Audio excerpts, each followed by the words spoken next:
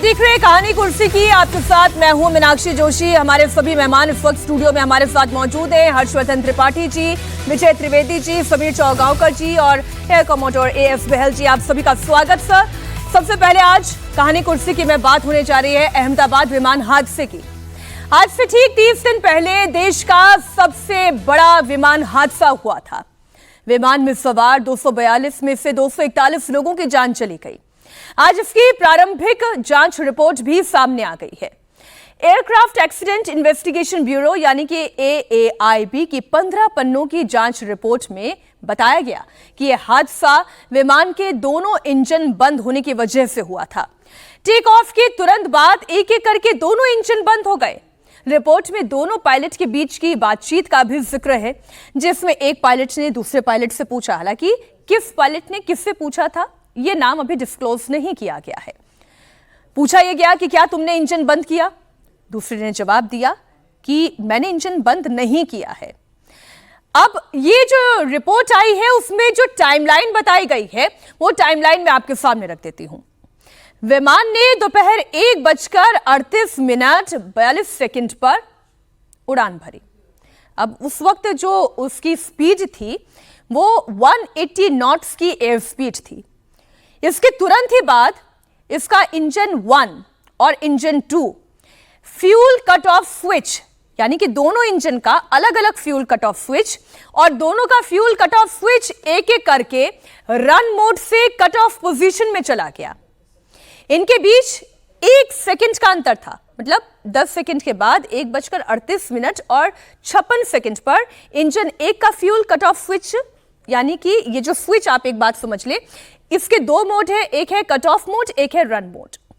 क्योंकि प्लेन उड़ान भर रहा था तो इससे रन मोड पर होना चाहिए था। रन मोड पर ही था जब प्लेन ने उड़ान भरी, लेकिन कुछ ही सेकंड के अंदर आपको मैं बता दूं कि इंडियन स्टैंडर्ड टाइम के अकॉर्डिंग 1:38 पर fuel cut off switch run mode से कट ऑफ सिचुएशन में चला गया और फिर 4 सेकंड के बाद इंजन 2 का फ्यूल भी कट ऑफ स्विच से कट ऑफ से रन मोड में चला गया। अब इसका मतलब तो यह है कि पायलट ने विमान को दोबारा नियंत्रित करने की कोशिश की और ये कितनी देर में हुआ? इंजन 1 में मात्र 10 सेकंड में पायलट ने यह कोशिश की।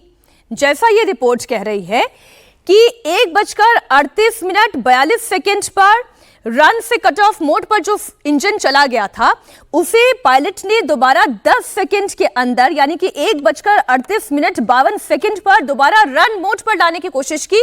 यह इस रिपोर्ट में लिखा हुआ है और यह हुआ। अब इंजन 2 के साथ क्या हुआ? फ्यूल स्विच 1:38 पर, यानी कि इंजन 1 को 10 सेकंड लगे जिस काम में, इंजन 2 को वही 14 सेकंड लगे इस काम में और 1:38 पर यह भी रन मोड पर ले आया गया। हालांकि अब जो ये रिपोर्ट ये कह रही है कि इंजन 1 रिकवर स्थिति में आया लेकिन इंजन 2 स्टेबल नहीं हो पाया और फिर दोनों इंजन के N2 वैल्यू, सर अगर मैं ठीक कह रही हूं, दोनों इंजन के N2 वैल्यू मिनिमम लिमिट से नीचे गिर चुकी थी। इसे रिकवर करने का स्कोप नहीं बचा था और 1:39 पर क्रैश हो गया। अब पहला सवाल तो आपके भी मन में ये आ रहा होगा कि ये फ्यूल कट ऑफ स्विच क्या है, इसका रन मोड क्या है, इसका कट ऑफ मोड क्या है और क्या वाकई में इसे ऑटोमेटिकली सिस्टम ही अपने आप ऑन करता है या ऑफ करता है, या फिर ये मैन्युअली किया जाता है? और मैन्युअली किया जाता है तो इसे करने में कितना समय जाता है? इसे हमने बड़े डिटेल में समझने की कोशिश की। आज हम यहाँ कहानी कुर्सी की में भी आपको समझाएंगे। एयर कमोडोर एएस बहल साहब हमारे साथ स्टूडियो में ही है, लेकिन उससे पहले एक रिपोर्ट में आपको दिखाना चाहती हूँ। इंडिया टीवी के सीनियर एडिटर पवन नारा वो स्टिमुलेटर में गए। उन्होंने ये समझने की भी और दर्शकों को समझाने की भी कोशिश की कि आखिर फ्यूल स्विच होता क्या है, क्या ये गलती से दब सकता है, इसे ऑपरेट कैसे किया जाता है। तब इस रिपोर्ट को और बेहतर तरीके से हमें समझने में मदद मिलेगी। तो एक बार पवन की आप रिपोर्ट देख लें। इस वक्त हम जिस फ्लाइट सिमुलेटर में है A320 का है, लेकिन इसका लेआउट कुछ वैसा ही है। ये थ्रॉटल है, थ्रॉटल के नीचे आप जो 2 स्विच देख रहे हैं जिस पर इंजन 1 और इंजन 2 लिखा है, ये इंजन को ऑन या ऑफ करने के लिए इस्तेमाल होते हैं और ये 2 स्विच ग्राउंड पर इंजन को ऑन करने के लिए और लैंडिंग के बाद इंजन को ऑफ करने के लिए इस्तेमाल होते हैं। हवा में इनका इस्तेमाल तभी हो सकता है जब या तो बर्ड हिट हो या इंजन में आग लगी हो। हमारे साथ पायलट हैं। सर, ये इंजन कैसे ऑपरेट होते हैं और क्या ये गलती से बंद हो सकते हैं? तो यार ये स्प्रिंग लोडेड स्विचेस हैं, इनको अगर आप ऐसे हाथ से मारोगे नहीं जाएंगे पीछे, तो यू हैव टू इनको उठा के आपको पीछे डालना पड़ेगा। तो ये अगर किसी का हाथ जोर से भी लग जाए नहीं बंद होंगे। इसको बंद करने के लिए आपको खींच के पीछे करना पड़ेगा तभी बंद होंगे, अदरवाइज नहीं होते। तो ये गलती से स्विच ऑफ नहीं हो सकते। ड्रीम लाइनर में भी थ्रोटल के नीचे ही दोनों होते हैं। जैसे इस वक्त प्लेन ऑन है सर, आप अगर टेक ऑफ करना शुरू करें तो प्लेन ऑन है, और अगर मैं चाहकर भी इसको बंद करूं तो नहीं होंगे। उसको बंद करने का एक तरीका है, आपको यहां उंगली फंसानी होगी, इसको ऊपर खींचना होगा और पीछे करना होगा। यानी ये लॉक स्विच है, टॉगल स्विच जिसको कहते हैं, जिसको एक इंटेंशनल पुश के बाद ही बंद किया जा सकता है। जैसे अभी हम टेक ऑफ कर रहे हैं, पायलट हमारे साथ है, आपको इस तरह से कॉकपिट में टेक ऑफ दिखाई दे रहा होगा। सारे पैरामीटर्स आपको यहां दिखाई देते हैं। यहां अगर देखेंगे तो आप दोनों इंजन की पावर दिखाई दे रही है। 89% पावर है। फ्यूल कंजम्पशन यहां पर दिखाई दे रही है kilogram per hour, 4300 kilogram per hour, 4320 kilogram per hour दोनों ले रहे हैं। और अब हम टेक ऑफ कर गए हैं। जैसे ही यहां हाइट दिखाई दे रही है हमें, यहां अगर आप देखेंगे तो इस पर आपको लगातार हाइट दिखाई देगी। इस वक्त हम 900 फीट के आसपास हैं। अगर हम सर अब किल स्विच करें तो उस वक्त कॉकपिट में क्या आवाजें हैं?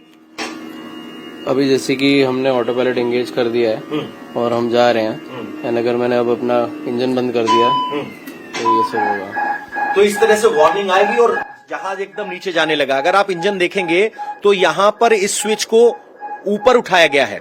ऐसे ऊपर उठाने के बाद आप ऑन कर सकते हैं। तो देखिए इस वक्त यहां कुछ सिनेरियो गड़बड़ हो गया है, हम वहां नहीं जाना चाहते। स्विच पे वापस आएंगे हम। सर, अगर मान लो ऐसी चीजें दोबारा इंजन ऑन करना चाहे तो आप कैसे करेंगे?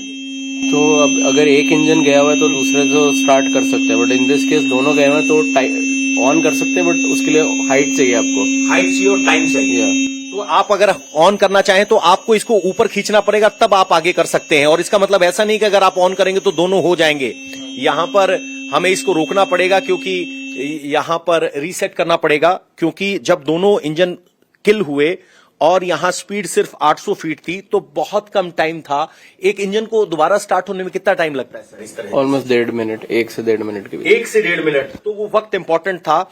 ऐसे में हमारे यहां आने का मकसद सिर्फ इतना है कि ये गलती से स्विच ऑन या स्विच ऑफ नहीं हो सकते। टॉगल स्विच है, आपको ऐसे उठाना पड़ेगा फिर पीछे खींच सकते हैं। ऐसे धक्का देने से ये चेंज नहीं होते। यहां पर सिमुलेटर में ये प्लास्टिक के हैं, असली क्राफ्ट में ये हैवी मेटल के होते हैं। और इस तरह से आप हल्के इन्फोर्समेंट से इनको इस्तेमाल नहीं कर सकते। अब देखिए, ये जो 15 पन्ने की जो जांच रिपोर्ट है, उसके जो कुछ की पॉइंट्स हैं वो मैं अपने साथ लेकर आई हूं और मन में बहुत सारे सवाल हैं, ठीक वैसे ही जैसे हमारे हर दर्शक के मन में सवाल होंगे। अब बहल सर, हमने स्टिमुलेटर का ये प्रेजेंटेशन तो देख लिया कि क्या हो सकता है, पर मुझे एक बात बताएं, इंजन का फ्यूल इंजन में जा रहा था, फ्यूल था तभी रनवे पर वो दौड़ा भी होगा प्लेन, तभी थ्रॉटल था तो वो उड़ा भी। तो ये सब कुछ हो रहा है अचानक से।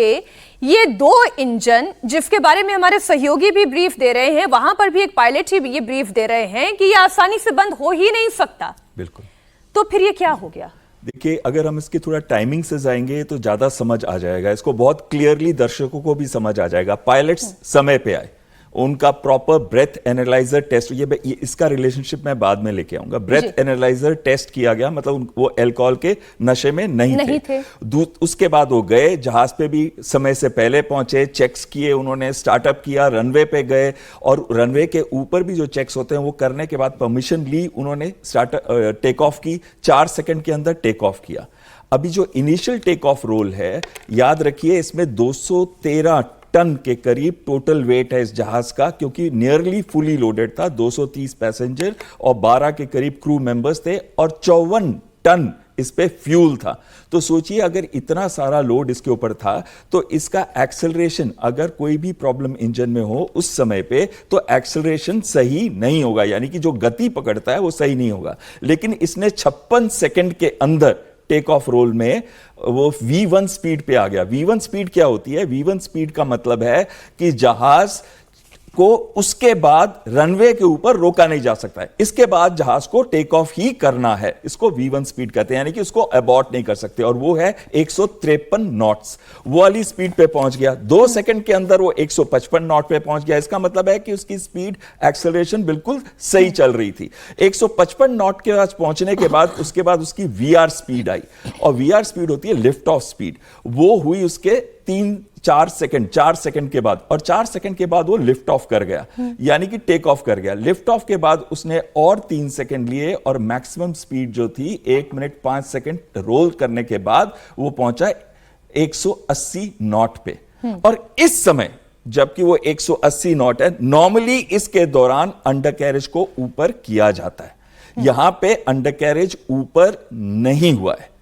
ओके, ये आप समझा सकते हैं अंडर कैरेज ऊपर करना मतलब क्या हुआ? ओके, अंडर कैरेज का मतलब है जो व्हील्स लगे हुए हैं जहाज के अंदर नीचे, वो जिसके ऊपर वो रोल कर रहा है, ओके। अगर उसको ऊपर नहीं किया जाता तो उससे ड्रैग यानी कि फ्रिक्शन बढ़ती है। इस वजह से अब टेक ऑफ करना है, कंटिन्यूअसली ऊपर जाना है, तो उसको रिट्रैक्ट किया जाता है, उसको ऊपर किया तो जाता है। आप ये बता रहे हैं कि 180 नॉट की रफ्तार में ये प्लेन था, उस वक्त 1:38:42 हो रहा था, तब तक अंडर कैरेज उसका लिफ्ट ऑफ नहीं किया था, लेकिन तभी ये टाइमिंग बताती है कि फ्यूल कट ऑफ स्विच ये रन से कट ऑफ मोड में चला गया, सिचुएशन में चला गया। जो प्रिलिमिनरी रिपोर्ट है, मैं फिर बोलना चाहता हूं, ये प्रिलिमिनरी रिपोर्ट है, ये फाइनल रिपोर्ट नहीं है। फाइनल रिपोर्ट में सारी कंडीशंस और सारे टेक्निकल इन्वेस्टिगेशंस के बाद एक्चुअल पता चलेगा कि क्या हुआ, लेकिन यहां पे आके दोनों इंजन कट ऑफ हो गए 180 नॉट पे। और ये पैरामीटर जो है, पैरामीटर वॉल कहते हैं रन जो एयरपोर्ट की है, उसके पास कहीं हुआ है, जिसके बाद से वो डिसेंट में आ गया, मुझे आपको रोकना पड़ेगा। आपने कहा 180 की स्पीड थी, और अभी एयरक्राफ्ट जो है ऊपर की तरफ जा ही रहा था, फ्यूल भी अभी तक जा रहा था, बिल्कुल। जो सिचुएशन भी थी उस स्विच की, फ्यूल स्विच की, वो भी कट ऑफ सिचुएशन में नहीं थी, वो रन सिचुएशन में थी। अब यहाँ तो पे फिर मैं ये आपको कट ऑफ रोकना सिचुएशन चाहता में हूं। कैसे जा सकता है? हाँ, ये यहीं पे बहुत इंपॉर्टेंट चीज आपने मीनाक्षी जी, एक्चुअली यही रूट इसका इशू है। अगर वो स्विच को अब जब अगर दोनों एयरक्राफ्ट इंजन में फ्यूल जाना बंद हो गया, इसको फ्यूल कट ऑफ स्विच को फ्यूल कंट्रोल स्विच भी कहते हैं, यानी कि ये कंट्रोल करता है फ्यूल का जाना, चाहे वो विंग से जा रहा हो या कहीं और से जा रहा हो फ्यूजलाज से। तो विंग से जब वो इंजन की तरफ जाता है तो उसको रोकने का काम ये करता है, या उसको भेजने का काम ये करता है।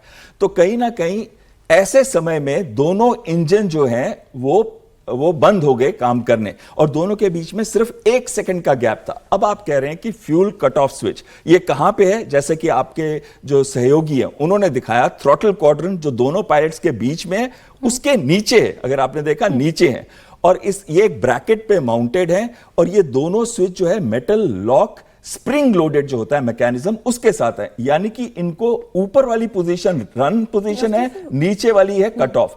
अगर रन पोजीशन से उसको कट ऑफ पे लेके आना है तो जो भी पायलट है उसको ऊपर खींचना पड़ेगा ऐसे, और उसको दूसरी पोजीशन पे लाना पड़ेगा।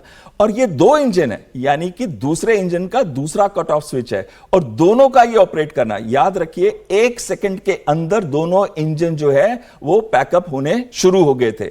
और अगर 1 सेकंड है, इसमें कितना टाइम लगता है? अगर क्योंकि आप ये कह रहे हैं ये मैन्युअली ही हो सकता है, ये ऑटोमेटेड नहीं हो सकता, तो अगर मैन्युअली भी कोई करना चाहे तो कितनी देर का समय इसमें चाहिए दोनों इंजन को कट ऑफ करने में? ये बहुत महत्वपूर्ण क्वेश्चन पूछा आपने मीनाक्षी जी, क्योंकि अभी जो NTSB है, जो नेशनल ट्रांसपोर्टेशन सेफ्टी बोर्ड है यूएस का, वो ये कोशिश कर रहा बताने की कि पायलट्स ने ये गलती की है, और पायलट्स ने ही दोनों स्विच को ऑफ कर दिया, किसी एक पायलट ने। अब इसमें 2 कॉल्स आती हैं। एक कॉल आती है जो दोनों के बीच में बात है, वो कहती क्या है, एक पायलट दूसरे से पूछ रहा है why did you cut off, आपने कट ऑफ क्यों किया?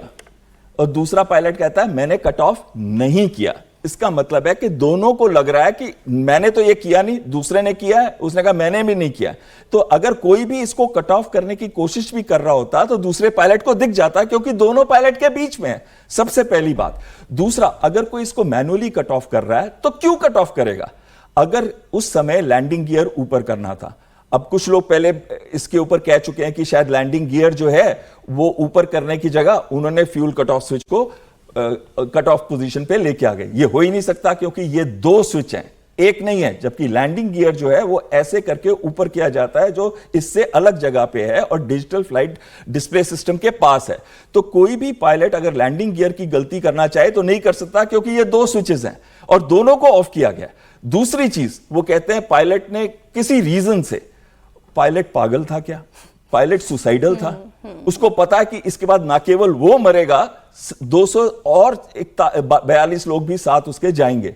तो मेरे को ये जो पॉइंट है कि पायलट ने दोनों स्विचेस को ऑफ कर दिया, पहले तो दोनों को एक एक करके ऑफ करेगा तो कम से कम 1-2 सेकंड तो एक को लगेंगे और 1-2 सेकंड लगेंगे दूसरे को।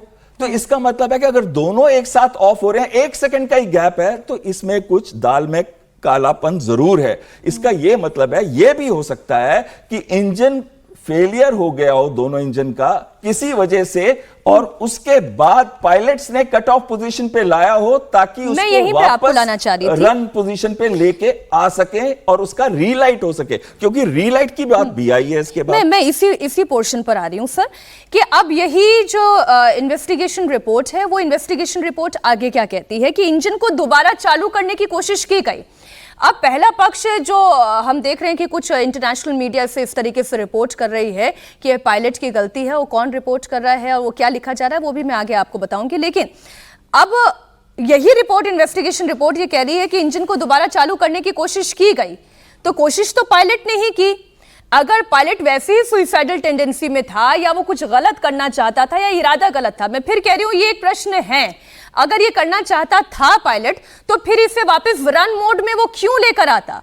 पायलट इसे रन मोड पर लेकर आया, इंजन 1 को दोबारा चालू करने की कोशिश हुई, 1:38:52 पर रिपोर्ट कहती है कि दोबारा इंजन 1 रन सिचुएशन में आया, यानी कि 10 सेकंड के अंदर अंदर जब ये रन से कट ऑफ मोड में गया तो कट ऑफ से रन मोड के अंदर 10 सेकंड में इंजन 1 आया और 14 सेकंड का समय, यानी कि 1:38:42 से 1:38:56, 14 सेकंड के अंदर अंदर इंजन 2 को भी फ्यूल स्विच को रन सिचुएशन में लाया गया। सर बिल्कुल सही कह रहे हैं इसमें भी, यानी 10 से 14, एक इंजन को 10 सेकंड, एक को 14 सेकंड, इतना वक्त लगता है उसका मोड चेंज करने में। बिल्कुल सही कह रहे हैं आप। और इसमें जो एक चीज बताई गई है कि मैं आपको बोला था कि मैं रिलेट करूंगा अल्कोहल से पहले जी।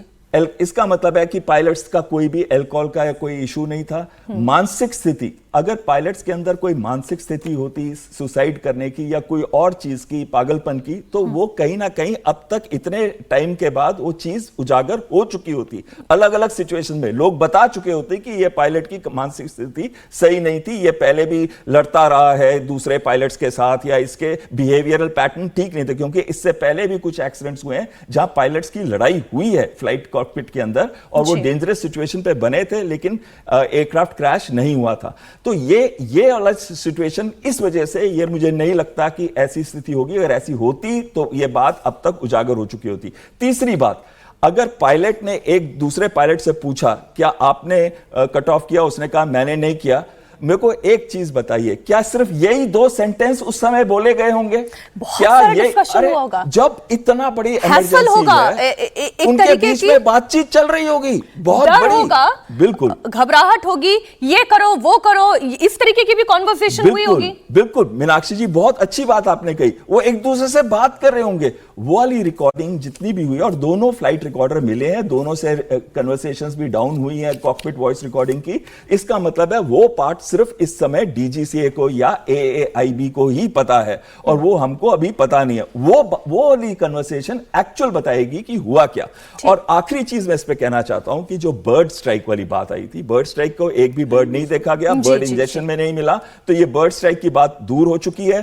फ्यूल कंटेमिनेशन नहीं मिला उनको, फ्यूल के सैंपल्स को टेस्ट किया गया, उसमें कंटेमिनेशन नहीं था। अगर होता तो रनवे के ऊपर ही उसका इफेक्ट दिखता। और तीसरी चीज थी, जो फ्लैप पोजीशन की बातें पहले चल रही थी, वो 5 डिग्री पे ही थे। इसका मतलब है वो करेक्टली पोजीशन थे, उसका भी कोई इफेक्ट नहीं था।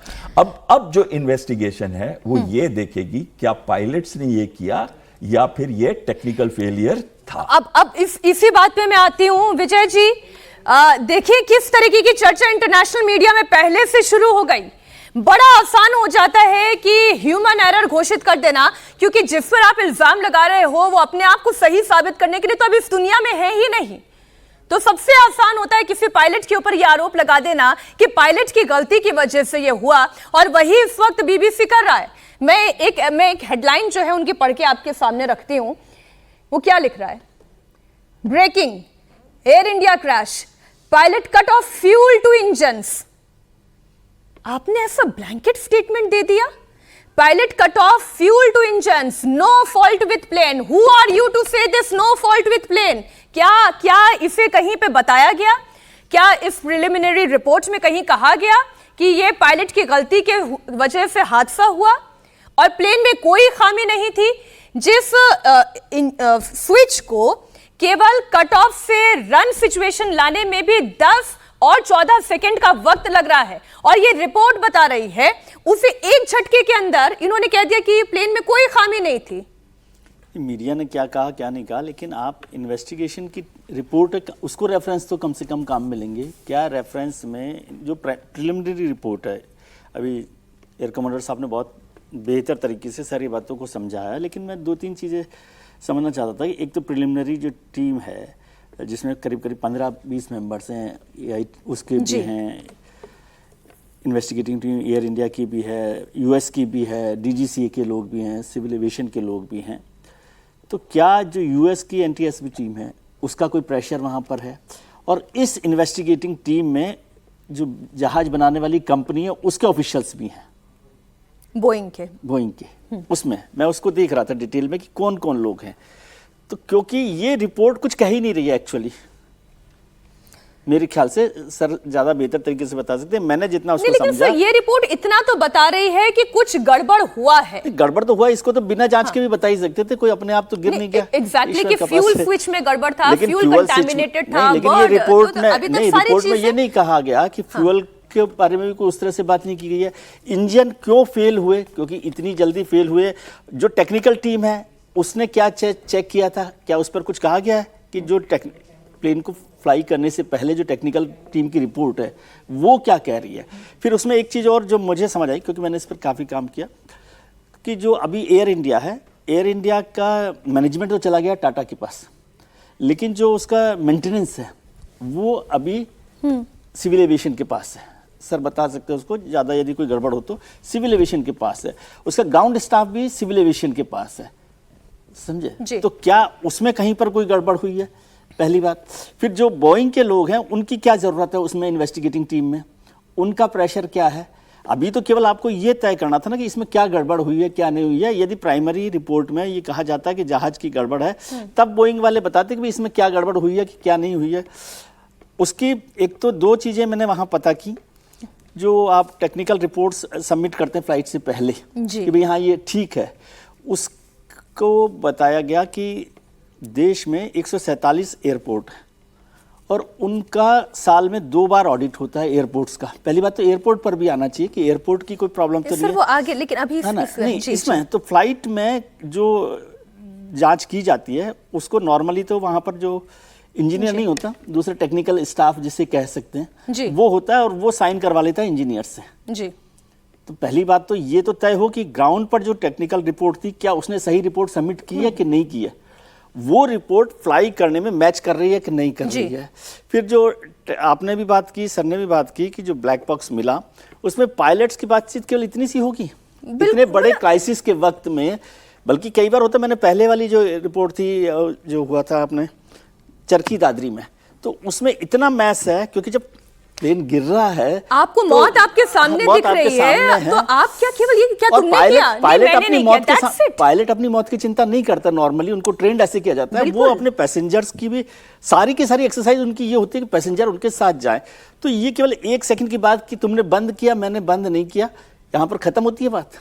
तो बहुत सारे ऐसे कारण हैं जिन पर काम होना चाहिए, और ये कोशिश जो मीडिया, इंटरनेशनल मीडिया खासतौर से ये कर रहा है कि वो, और ये तो डे 1 से हो रहा है। डे वन से आप ये एक्सीडेंट पर तो चिंता ही नहीं कर रहा है इंटरनेशनल मीडिया। वो कह रहा है कि ड्रीम बस लाइनर अब जो है ड्रीम सबसे लाइनर को बेहतर बचाने में लगे एयरलाइंस हुए है, हैं, तो उस बिल्कुल। पर काम किया जा रहा मैं एक क्वेश्चन आपसे पूछना चाह रही हूँ कि जब आप कॉकपिट में एंटर करते हैं उस वक्त किस सिचुएशन में यही जो हम स्विच कह रहे हैं वो किस मोड में होता है? देखिए, जब जहाज को स्टार्ट करना होता है तो ये रन मोड पे किया जाता है। जब इसको स्विच ऑफ करना होता है सॉर्टी करने के बाद, आने के बाद, तो इसको कट Landing ऑफ के बाद, मोड में cut किया off। जाता है। नहीं, तो जब जैसे जब ये दो पायलट में एक हाइपोथेटिकल पायलट के सवाल बिना आपसे नहीं बोल होता रही हूँ वो। कि वो जब पायलट अंदर पहुंचे तब प्लेन खड़ी हुई स्थिति में है, कट ऑफ पोजीशन में है। कट ऑफ पोजीशन में है।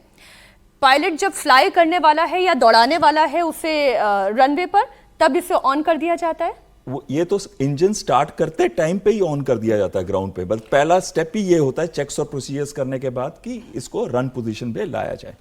तो वो रन मोड पर होता है। वो रन मोड पे होता रन मोड पे हुए बिना वो 1 इंच भी आगे नहीं बढ़ सकता। है। उतना तो दूर की बात है। इंजन तो स्टार्ट ही नहीं होता, ऑन ही नहीं तो होगा। आगे ऑन ही move नहीं कर होता। सकते। तो ये तो बड़ी बेसिक सी बात है हर्षवर्धन जी, जो स्विच रन मोड में था, जिस रन मोड में ही वो स्विच प्लेन को पूरा लेकर इन दोनों इंजन वर्किंग है, फ्लाई कर भी गए, वो अचानक से कैसे वो चेंज हो गए?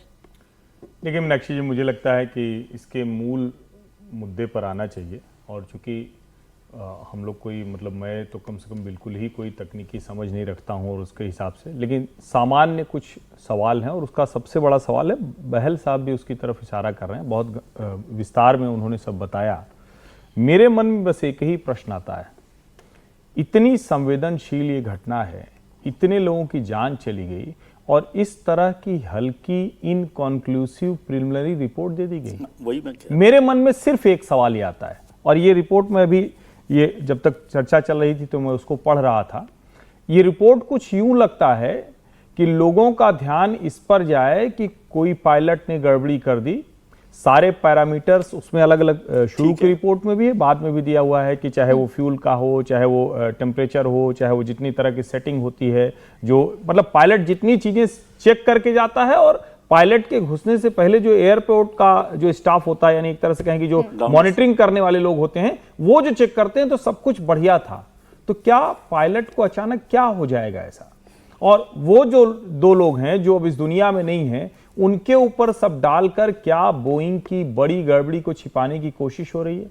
क्या इंटरनेशनल मीडिया ऑर्गेनाइजेशंस उनको लगता है कि जो पहले भी कहा जाता था कि ठीक है भाई भारत में कुछ हो गया, कुछ ऐसी चीजें हो गई, या दुनिया के जो विकासशील देश कहे जाते हैं। और मेरे लिए एक चिंता की बात है जो मैंने कल भी कही थी कि भारत को अपना लैब का जो एक सिस्टम है वो डेवलप किए बिना क्या ऐसे मामलों में सही जांच हो सकती है, न्याय मिल सकता है क्या? मुझे लगता है कि ये सबसे बड़ा सवाल है, पूछा जाना चाहिए। और अभी हम लोग ये चर्चा कर रहे हैं, जिस दिन इतनी जानें चली गई वो चर्चा की, डीजीसीए ने अब तक क्या किया? 3 अधिकारियों को आपने हटाया, लेकिन डीजीसीए ने अभी तक क्या किया?